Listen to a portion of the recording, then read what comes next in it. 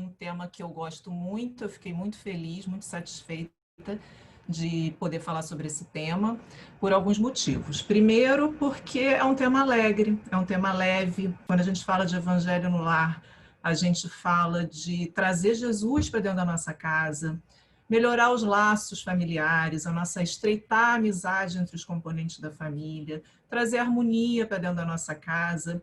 Então, é um tema leve, um tema gostoso de falar. Além disso, eu hoje consigo perceber bem melhor os efeitos do estudo do Evangelho no lar. Eu acho que se eu fosse falar sobre esse tema 15, 20 anos atrás, que eu já fazia o estudo do Evangelho no lar, já fazia desde a casa dos meus pais, né, ainda jovem, solteira, mas eu não conseguia perceber tão bem os efeitos que isso tem para a nossa família, para cada um de nós, para a nossa vizinhança, né? Para o mundo mesmo. Então, e é essa visão, essa percepção, porque eu acredito que a maior parte dos que estão nos assistindo já façam, mas talvez ainda não tenham essa percepção, né? Ou pelo tipo de vida, porque às vezes a gente não tem como parar para ficar refletindo muito, pensando muito. Na época as minhas filhas eram pequenas, então a vida mais rápida, mais tumultuada. Mas hoje, parando para refletir, a gente vê quanto benefício que a gente conquistou durante esse tempo, aos poucos, mas eu atribuo muito disso ao estudo do Evangelho no Lar. E uma terceira coisa que é importante, que eu gosto muito de falar, é que a gente tem que encarar o estudo do Evangelho no Lar como uma prevenção, né? Prevenção para a nossa saúde, tanto espiritual, mental, porque a gente protege a nossa casa, a gente atrai a espiritualidade maior, quanto para a nossa saúde física mesmo, né? Se a nossa mente está bem, se o nosso espírito está tranquilo, a gente acaba também não deixando refletir esses problemas no nosso corpo físico. Então, olhar o Evangelho no lar não só como uma obrigação, um dever. Eu tenho que fazer porque o Espiritismo diz que é para fazer, que é bom fazer, os espíritas fazem, então eu vou fazer também. Mas olhar como uma coisa realmente boa, um prazer, um momento gostoso de estar com a família estudando o Evangelho no lar, né? Em vez da gente pensar assim, hoje é dia de estudo do Evangelho, mas eu tenho tanta coisa para fazer, eu estou cansada, mas em vez de a gente pensar assim, a gente pensar que bom que hoje é o dia de eu harmonizar a minha casa, de eu receber essas vibrações que vão me equilibrar, que vão me ajudar durante a semana. E eu lembro também muito de uma amiga minha que é nutricionista e preparadora física, e ela fala o seguinte, né? Ela fala que a gente tem que olhar para a atividade física como 40 minutos, uma hora por dia, de um dia de 24 horas. E eu vejo isso no Evangelho no Lar, né? A gente tem que olhar para o Evangelho no Lar como os 20, 40 minutos de um dia de 24 horas, mas de uma semana de 7 dias. Então, você vai fazer isso num espaço de tempo muito curto, que na verdade não vai te tomar tempo nenhum, não tem custo isso é um benefício muito maior, é acessível a todos nós, a todos aqueles que estão com o coração aberto, né, para receber essas benesses, esses fluidos. Então, a gente tem que encarar o Evangelho no Lar como uma necessidade para nosso equilíbrio, para nossa saúde. Assim como a gente se preocupa com a alimentação, com fazer uma atividade física, a gente tem que ter esse olhar. Então, é essa percepção, é um tema que, como eu já falei, a maior parte já faz esse estudo do Evangelho no Lar, mas, por outro lado, também, cada vez que a gente ouve um assunto que é bom para a gente aprende um negocinho, observa melhor algum detalhe que a gente não observava. Então, é essa visão que eu pretendo passar. Eu vou compartilhar a tela com vocês agora da apresentação. E aqui, aqui? Só um pouquinho que eu estou fazendo. Agora é? Espera aí, gente, estou chegando lá. Tá. Não, aqui. Mudou, inverte. Então, peraí. Como é que vai ser a dinâmica da apresentação, né? Eu vou falar um pouquinho conceitualmente como que é o que é o Evangelho no Lar, como ele está ligado diretamente à prece, que é o que a gente faz no Evangelho. Eu vou falar um pouquinho da prece, depois eu vou falar da origem do Evangelho, por que a gente deve fazer esse estudo do Evangelho no lar. Vou trazer alguns, na literatura espírita, né, o que alguns autores colocam para a gente ter essa noção maior, ou para a gente relembrar como que é importante fazer o Evangelho no lar, e depois a gente vai concluir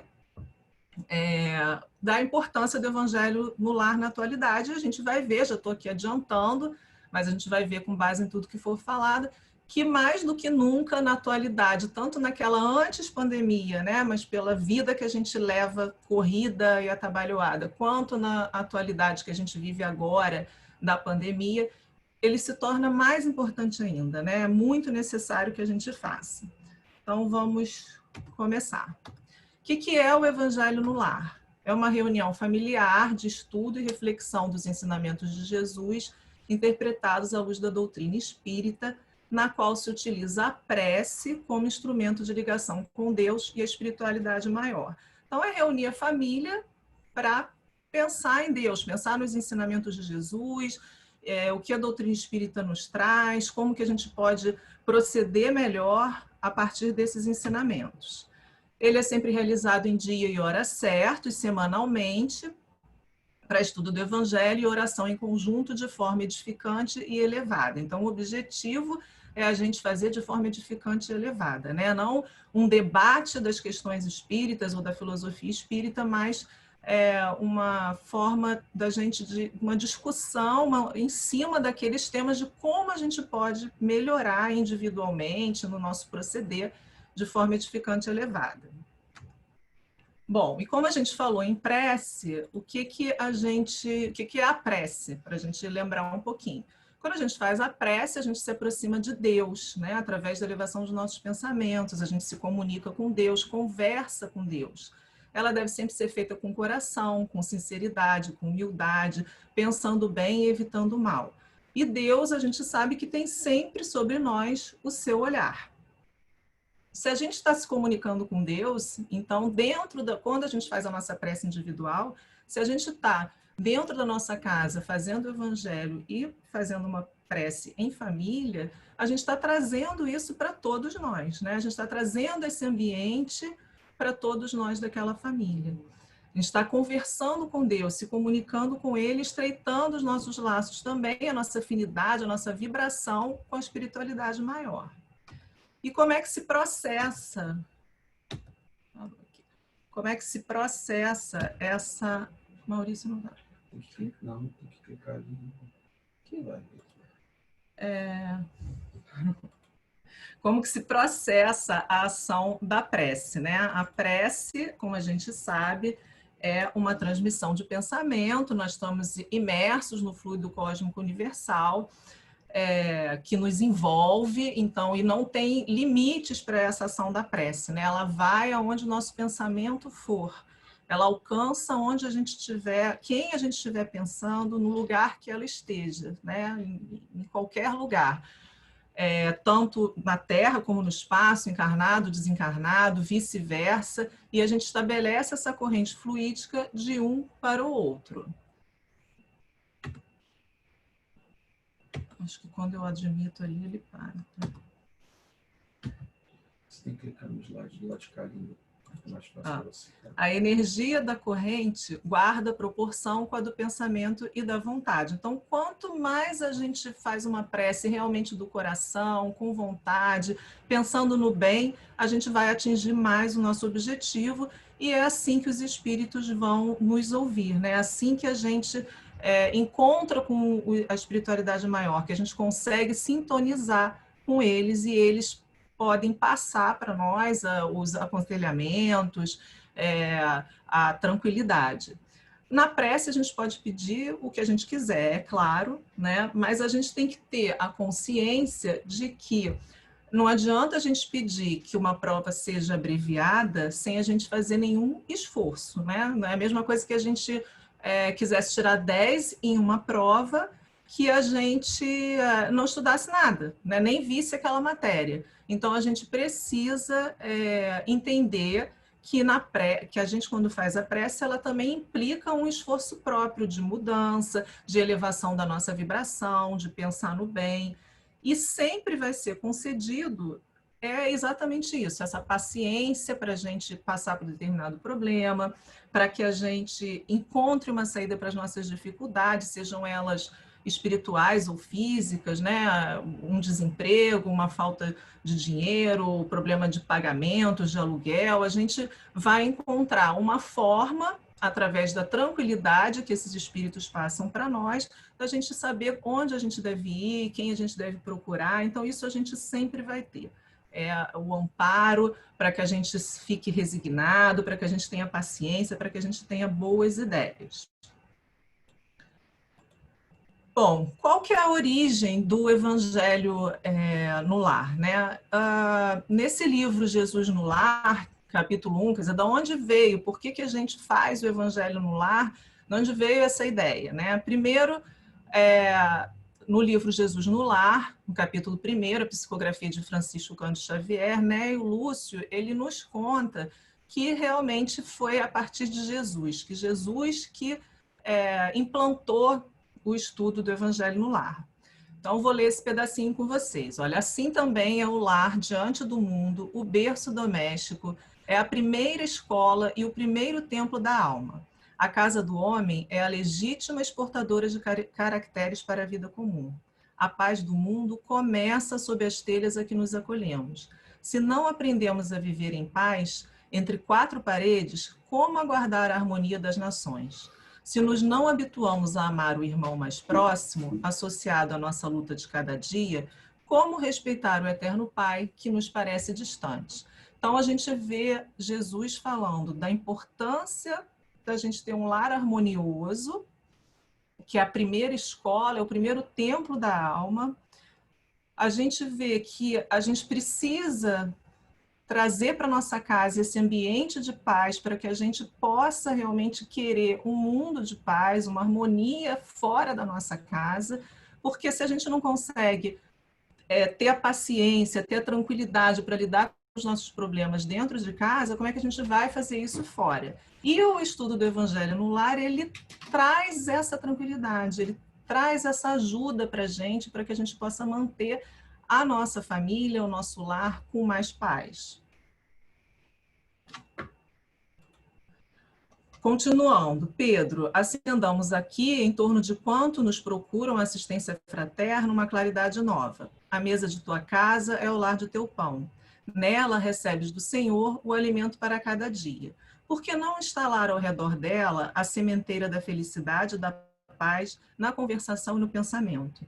Então Jesus, convidando os familiares do apóstolo à palestra edificante e à meditação elevada, desenrolou os escritos da sabedoria e abriu na terra o primeiro culto cristão no lar. Isso não é o texto todo, né? Eu peguei só alguns pedaços.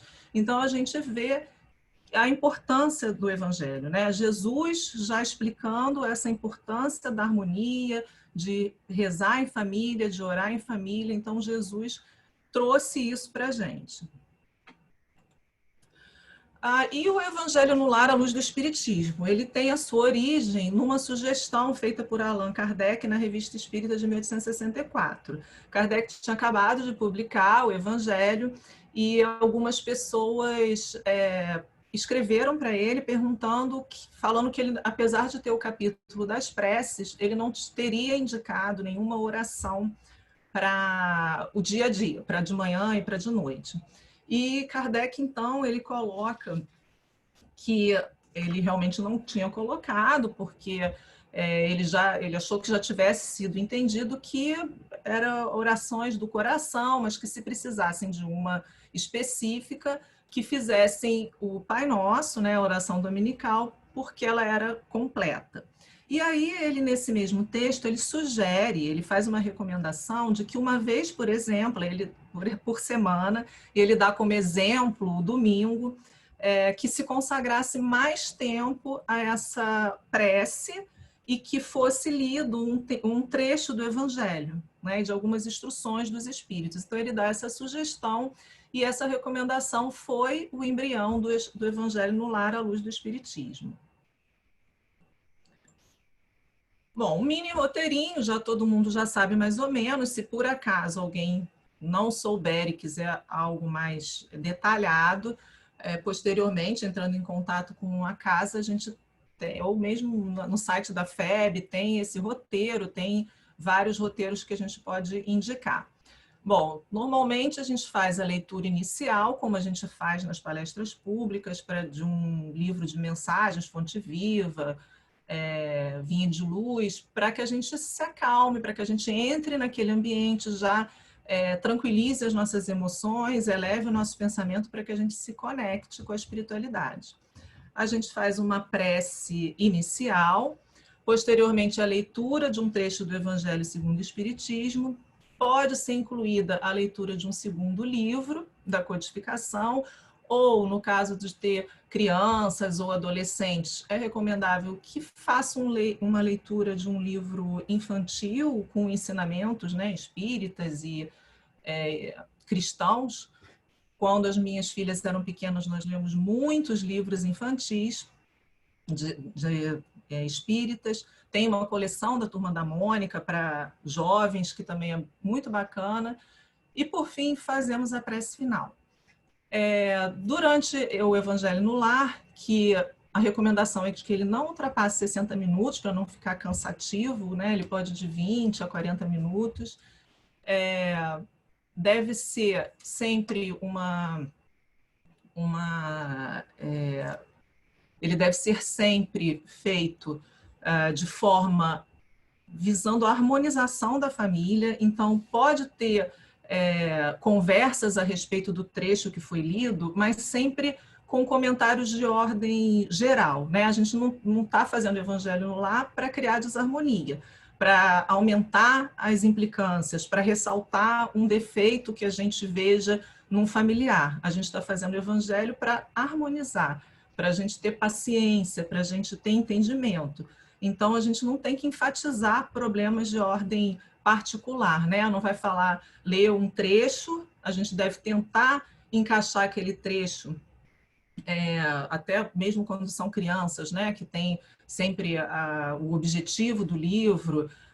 Se tem alguém que a gente identifica ali na família como mais egoísta ou mais vaidoso, a gente não vai apontar e falar, olha, tá vendo? Não é assim. Mas é tentar incluir aquele ensinamento no nosso dia a dia.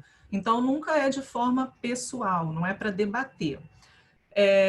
Por que a gente sempre escolhe um dia e faz sempre naquele dia, não importa qual dia, não importa qual horário, mas uma vez fixado, a gente tem que sempre cumprir aquele horário.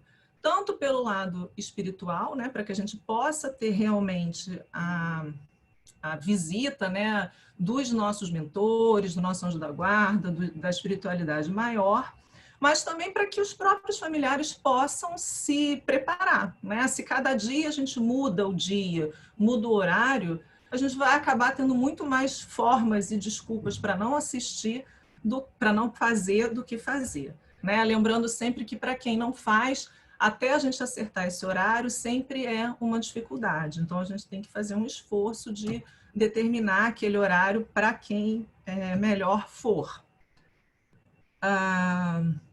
Se tiver visitas em casa, elas devem ser convidadas, né? A gente deve fazer tudo para sempre manter aquele ritmo de horário e de dia na semana. Também já tivemos a experiência aqui de chamar amigos que estavam na nossa casa naquele dia. Muitos aceitam e fazem tranquilamente, os que não aceitam esperam 20, 30 minutos num outro cômodo da casa, sem problema algum. E por que a gente deve fazer o Evangelho no Lar, né? Porque quais são os objetivos, o que a gente ganha de benefício fazendo o Evangelho no Lar? Então, lembrando que onde se faz uma prece, aí se acende uma luz. Luz inapagável passa a brilhar sobre o lar, onde se ore com verdadeiro amor, mesmo que seja uma só pessoa. Então, isso é importante também a gente falar, porque é claro que o ideal é que toda a família, todos que vivem sob o mesmo teto, eles façam o evangelho no lar em conjunto, né? Eles aceitem fazer. Mas pode ter família que tenha outras religiões, que não queiram fazer, que se neguem a fazer. Então, o intuito não é que seja uma coisa obrigada, né? Que seja, que se perceba que é bom fazer. Então, se só uma pessoa daquela casa acha que aquilo é importante, faça sozinha, mesmo que seja. Tenha aquele horário, aquele dia e faça, porque você vai estar ajudando a você mesmo, ajudando mesmo esses familiares que não querem fazer, você vai estar contribuindo, você vai estar harmonizando o seu lar. Ondas e vibrações harmoniosas envolvem o ambiente onde se instala o hábito salutar da prece. É um verdadeiro banho de luz espiritual que ilumina o lar, higieniza a mente e a alma, harmonizando a família na paz de Cristo.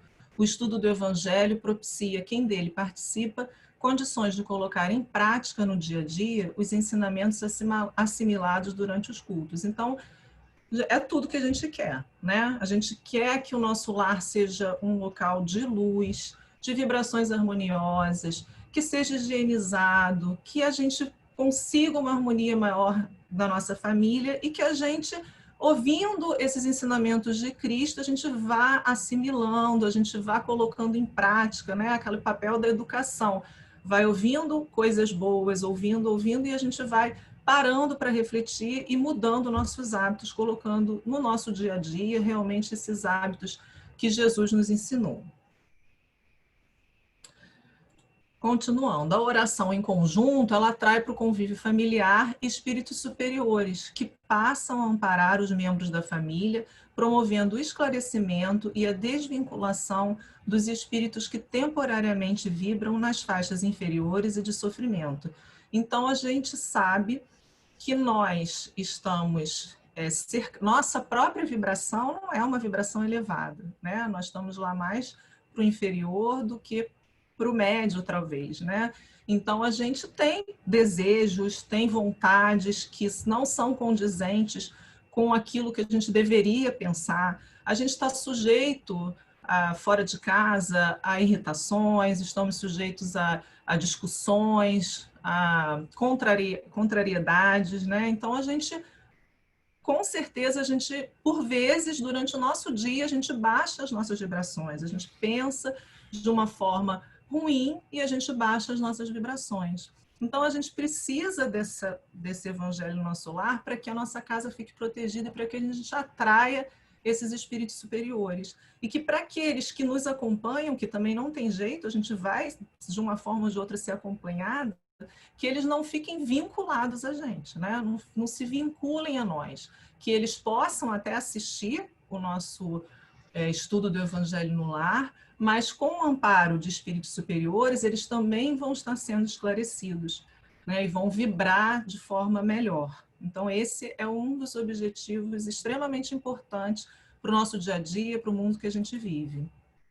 Além disso, a gente vai desenvolver um maior estreitamento dos laços de amizades familiares, permitindo um convívio fraterno entre aqueles que reencarnam sob o mesmo teto. Então, a gente sabe que a família, a gente é composta por espíritos simpáticos e às vezes não tão simpáticos a nós, mas o fato da gente orar, de atrair os espíritos superiores, de ter Jesus dentro da nossa casa, isso vai estreitar os laços de amizade. Então, eu penso que isso é até melhor, né? Mas ele substitui um pouco aquela recomendação de, não, a família deve jantar junta, pelo menos uma vez por semana, deve almoçar junto, pelo menos uma vez por semana. E por muitas vezes isso fica muito difícil, porque a vida de cada um, de filho, de cada um é de um horário diferente, às vezes cada um janta num horário diferente, cada um almoça num horário diferente. E o Evangelho no Lar, ele sendo estabelecido naquele horário melhor para a família, uma vez por semana, a gente senta ali para conversar sobre coisas boas, né? Sobre coisas edificantes. Então, acaba promovendo esse estreitamento dos laços familiares. harmoniza a família, conscientizando quanto à necessidade da renovação de valores morais e espirituais, tendo os ensinamentos de Jesus como diretriz e guia. Bom, continuando no Por que Fazer, esse livro, esse capítulo, né, de Joana, é muito bonito. Então, eu também peguei só um trechinho do livro Mestre de Amor, mas vale a pena ele ser lido por inteiro. Quando a família ora, Jesus se demora em casa. Quando os corações se unem nos liames da fé, o equilíbrio oferta bênçãos de consolo e a saúde derrama vinho de paz para todos. Quando uma família ora em casa, toda a rua recebe o benefício da comunhão com o alto. Diz ainda que se alguém num edifício de apartamentos alça aos céus a prece da comunhão em família, todo o edifício se beneficia, qual lâmpada ignorada acesa na ventania. Então, Joana chama atenção, olha, Jesus se demora em casa, que quando a gente ora em casa, toda a rua se beneficia, todo edifício se beneficia. E às vezes a gente refletindo um pouquinho sobre, no decorrer dos anos, a gente percebe, né, aquele vizinho que era extremamente, que só queria brigar, que tudo era motivo para briga, que só ia às reuniões de condomínio para brigar, a gente vê ele se acalmando, ele se tranquilizando, ele até deixando de ir para não brigar, né, como um primeiro passo. A gente vê aquela vizinha que é fofoqueira, que ficava falando de todo mundo o tempo inteiro, também se acalmando, tomando mais cuidado. Então, realmente, quando a gente para refletir, para observar, a gente vê que não somos só nós os beneficiados, que a gente sente uma energia, uma harmonia, uma calma, até mesmo quando a gente entra no nosso prédio, antes mesmo de entrar na nossa casa. No livro Luz no Lar, o capítulo 9, eu vou falar agora um pouquinho daquela parte do Evangelho no lar na literatura espírita, tá? Organizemos o nosso agrupamento doméstico do Evangelho. O lar é o coração do organismo social. Em casa começa a nossa missão do mundo. Entre as paredes do templo familiar, preparamos-nos para a vida com todos. Então, a importância, o que eu estou querendo trazer para vocês é, na literatura espírita, como que isso é falado, né? Como que isso é valorizado, como que é dada importância ao Evangelho no lar. E, às vezes, a gente lê um livro e passa por isso sem prestar muita atenção. Nos Mensageiros, capítulo 37. Toda vez que se ora em um lar, prepara-se a melhoria do ambiente doméstico. Cada prece do coração constitui emissão eletromagnética de relativo poder. Por isso mesmo, o culto familiar do Evangelho não é tão só um curso de iluminação interior, mas também processo avançado de defesa exterior, pelas claridades espirituais que acendem em torno. O homem que ora traz consigo inalienável couraça. O lar que cultiva a prece transforma-se em fortaleza. Então, é a gente pensar que a gente vai sempre estar melhorando o nosso ambiente doméstico, que isso vai depender da nossa vontade, da força da nossa oração, da gente elevar o nosso pensamento, de ter fé, de acreditar na presença dos nossos amigos espirituais para que a gente realmente possa fazer essa ligação, né? Então, a gente se defende exteriormente, né, desses espíritos que possam vir a se vincular conosco, por algum descuido, pelo nosso próprio dia a dia, e a gente se fortalece também. Esse trecho da Luz no Lar, continuando, né, de Emmanuel, é uma mensagem linda, que eu vou ler esse pedacinho aqui, porque realmente ele consegue dizer todos os benefícios, né? O culto do Evangelho no lar não é uma inovação, é uma necessidade em toda parte onde o cristianismo lança raízes de aperfeiçoamento e sublimação. Quando o ensinamento do mestre vibre entre as quatro paredes de um templo doméstico, os pequeninos sacrifícios tecem a felicidade comum. Agora, olha que importante, né? Que interessante que ele fala agora. A observação impensada é ouvida sem revolta. A calúnia é isolada no algodão do silêncio. A enfermidade é recebida com calma. O erro alheio encontra compaixão. a maldade não encontra brechas para insinuar-se. E aí, dentro desse paraíso que alguns já estão edificando a benefício deles e dos outros, o estímulo é um cântico de solidariedade incessante. A bondade é uma fonte inexaurível de paz e entendimento. A gentileza é a inspiração de todas as horas. O sorriso é a sombra de cada um e a palavra permanece revestida de luz, vinculada ao amor que o amigo celeste nos legou. Então, Emmanuel nos mostra, né, nos torna claro que quando a gente faz o Evangelho no Lar, claro que ele coloca ali nesse paraíso que a gente está edificando. É claro que a gente não tem um paraíso familiar, que não vai ser a família perfeita 100% do tempo, né? Não é porque a gente faz o Evangelho no Lar que a gente vai deixar de ter esses momentos de que a nossa vibração cai, o nosso pensamento cai.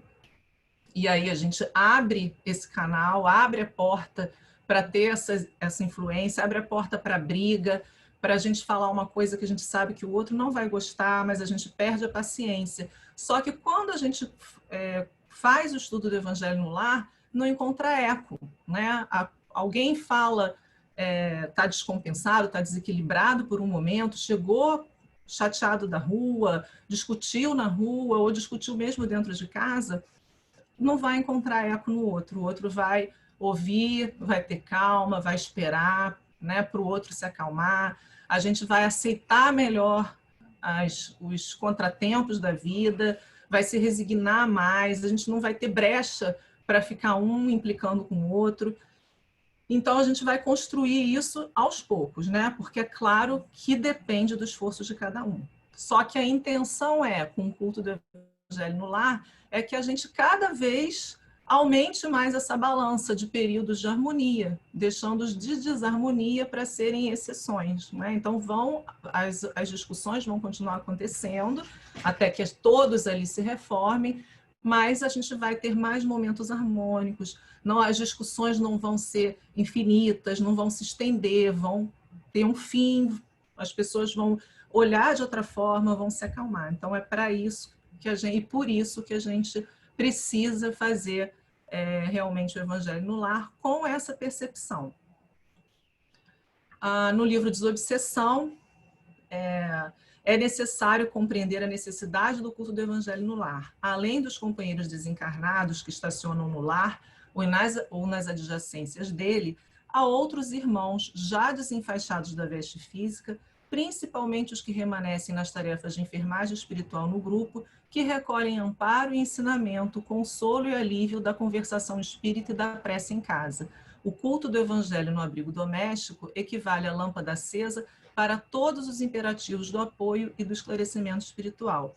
Então, além de nos beneficiar, de beneficiar a nossa família, o nosso prédio, o nosso edifício, a gente ainda pode ser uma lâmpada acesa, né? Para amparo de grupos de espíritos que precisem daquele consolo, que precisem daquele alívio, sem se vincularem a nós, mas aproveitando aquele ambiente trazido pelos nossos mentores, pela espiritualidade maior. Bom, e o livro Missionários da Luz,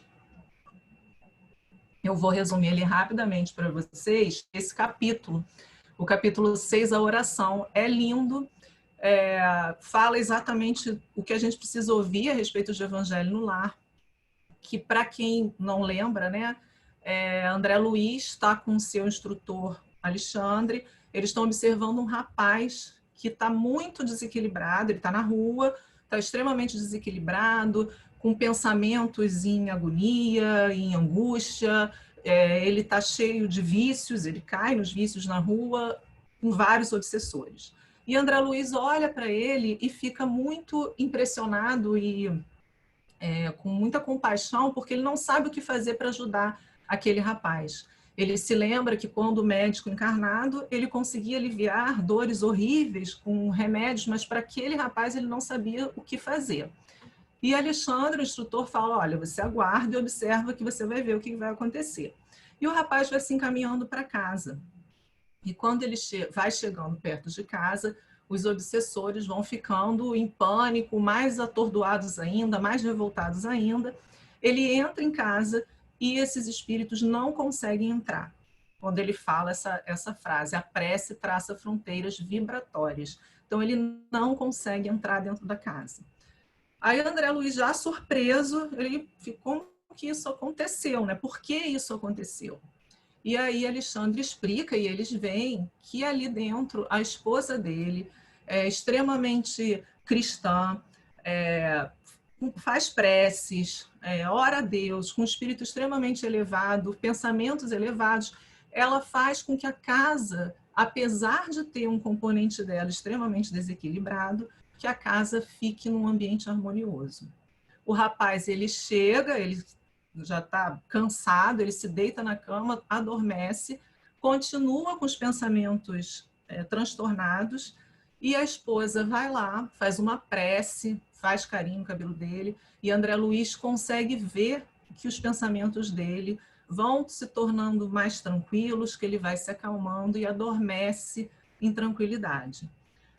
André Luiz pergunta, vê que aquilo é um remédio, pergunta quanto tempo aquilo vai durar, e é claro que Alexandre diz que aquilo é um paliativo, né? Dentro da casa, que é claro que ele precisa, para ele se ver livre daqueles vícios, daquele tormento, ele precisa se reformar, mudar seus hábitos, se reformar internamente. Mas o poder que a prece tem dentro de casa, né? Isso é que é extremamente importante.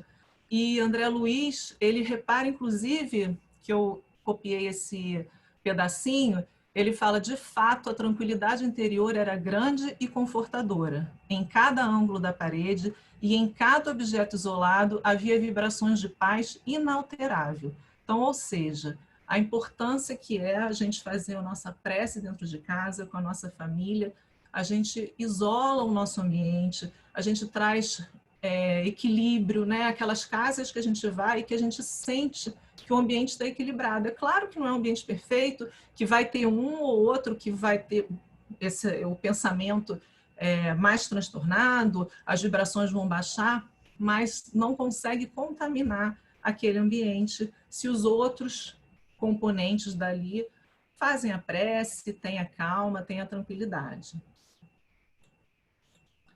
Bem, André Luiz diz que semanalmente é aconselhável que se reúnam os familiares ou alguns parentes, né, para a gente ver que realmente todos aconselham. Joana de Ângeles coloca, se a gente deseja felicidade na Terra, a gente tem que incorporar no lar o Evangelho no lar, criando um clima de felicidade geral. Acende o sol do Evangelho em casa, reúne-te com os teus para orar e jamais triunfarão trevas em teu lar, em tua família, em teu coração. Bezerra de Menezes coloca, auxiliemos a plantação do cristianismo no santuário familiar, à luz da doutrina espírita, se desejamos efetivamente a sociedade aperfeiçoada amanhã.